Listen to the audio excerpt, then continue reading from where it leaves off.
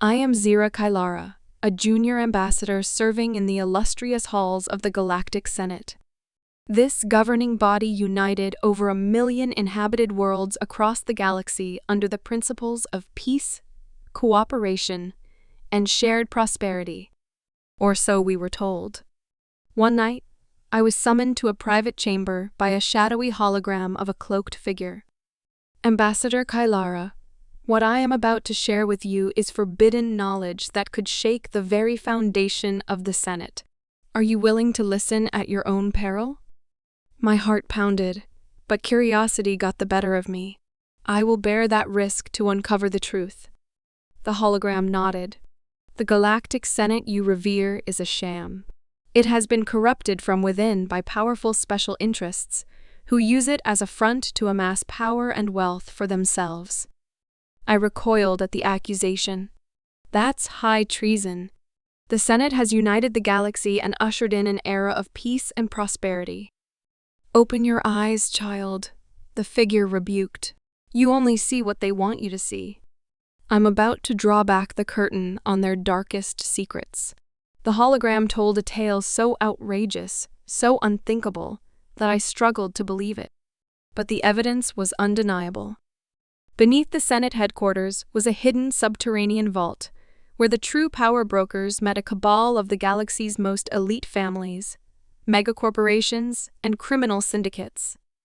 They called themselves the Obsidian Circle. Using their immense wealth and influence, the Obsidian Circle had slowly infiltrated and corrupted the Senate over centuries. They bought off politicians, rigged elections, assassinated those who threatened their interests. Their tentacles now extended across all levels of galactic government and society. But wealth and politics were not their only objectives. The Obsidian Circle craved power itself, arcane power from the dark corners of the galaxy. In the vault's deepest chamber, they carried out ancient forbidden rituals to summon entities and energies not meant for the eyes of sane beings.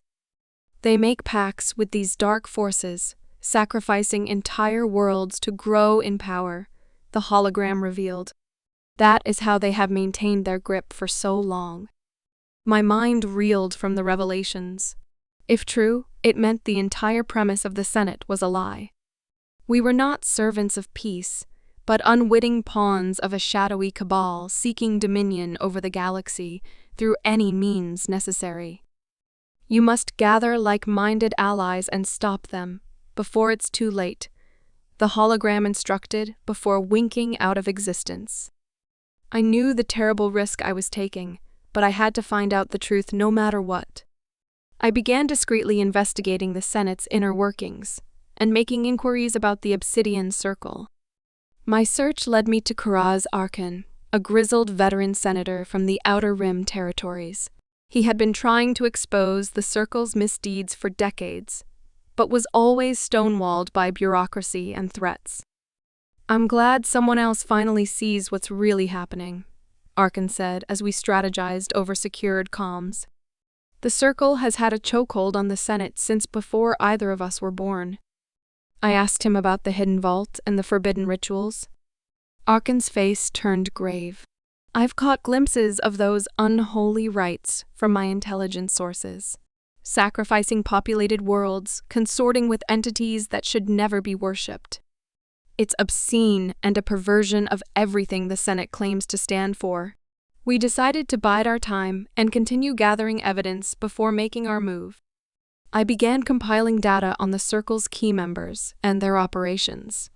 There was Hadron Vocara, the cunning matriarch of the Vocara dynasty, who controlled a massive slice of the galaxy's wealth and resources. Her family's influence allowed the Circle to buy off or blackmail any senator who stood in their way. Orlan Dracor was the CEO of Dracor Enterprises, a megacorporation with a stranglehold on interstellar shipping and trade. His massive merchant fleet and private armies gave the Circle a potent military force to crush any uprisings. The most feared member was Zoran Keldor, the enigmatic leader of the Black Sun Crime Syndicate.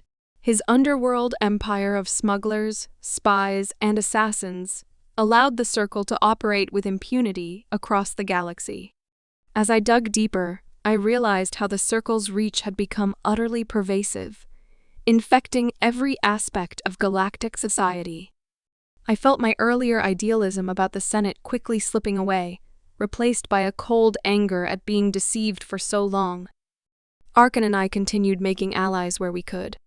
We recruited Tala Doren, the headstrong daughter of an admiral in the Senate's military forces. She gave us an inside look at how the Circle compromised the chain of command to prevent any threats to their power. My father always wondered why his forces were routinely deployed to backwater worlds, while mercenary armies from the corporations handled the core territories, Doren told us. Now I see it was all part of the Circle's plan to weaken and marginalize our military. We also brought in Zira Kylara, a cyber specialist who could slice into the Senate's secure networks.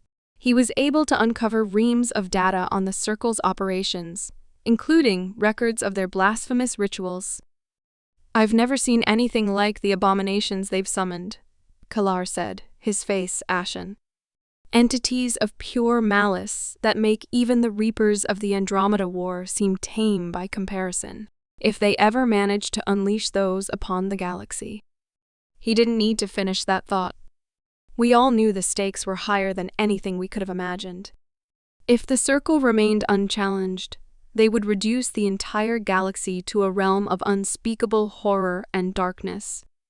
With our small but determined team assembled, we began making plans to infiltrate the hidden vault and expose the Circle's existence to the galaxy. We would have to strike at the heart of their power on the capital world of Trion. Arkan used his Senate credentials to get us onto Trion, passing it off as a routine oversight visit. We entered the headquarters through the front door, but then used Kylar's expertise to slice our way down to the lower restricted levels. We descended through kilometers of tunnels and security checkpoints, using a combination of subterfuge, bribery, and combat to proceed further. The tension grew thicker with every level until we reached the final vault door, an immense duranium barrier, inscribed with profane runes and symbols. "Get ready," Arkan warned. "The Circle's elite guards will be on the other side of that door. We'll only have one chance." Kylara sliced through the vault's outer security, then fell back as Doren and I readied our weapons. The door groaned open and immediately laser blasts and energy lances filled the hallway as the Circle's honor guard attacked. We fought with everything we had, blasting and slicing our way through to the inner sanctum. I saw flashes of the unholy artifacts and runes lining the chamber walls, built for the Circle's darkest rites. In the center was a raised dais, where the Circle's high lords were in the midst of summoning some abomination from the outer void. Ven'ar, Dracor, Keldor, and the others looked up at us with a mixture of surprise and disdain. "You foolish, deluded children," Ven'ar hissed. "Did you really think you could overthrow the rulers of this galaxy so easily? Your reign of terror and deception ends here." I shouted back, blaster raised to fire. That's when the entity they had summoned finally emerged in all its horrific glory, a towering, writhing mass of tentacles, fanged maws, and pulsating flesh. It let out an unholy roar that shook the chamber. "You dare interfere with powers far beyond your comprehension?" Keldor laughed maniacally. "Face the judgment of the Obsidian Circle and our new god." The abomination surged towards us, an unstoppable force of destruction. We opened fire with everything we had, but our weapons merely scorched its skin as it advanced.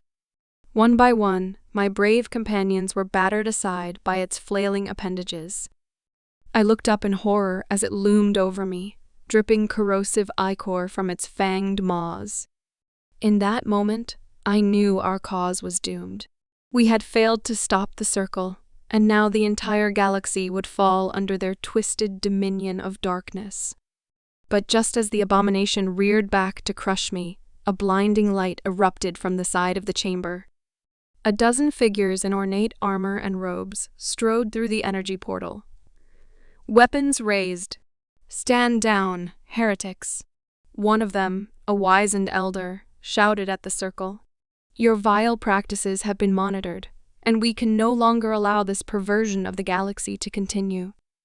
With a flick of his wrist, the elder unleashed a torrent of energy that slammed into the abomination, causing it to recoil in pain. The other armored figures joined in, focusing their powers in an onslaught of light and force. The circle's high lords looked on in shock and horror as their summoned god was driven back by this unexpected counterattack. Fokara turned to flee, but the elder simply raised his hand and she froze in place, trapped in a stasis field. One by one, the rest of the circle's members were similarly subdued until only the abomination remained, thrashing in a futile attempt to resist. With a final blast of energy, the armored figures banished it back to the dark realm from whence it came. I looked up at my saviors in awe and confusion. Who are you?" The elder smiled thinly.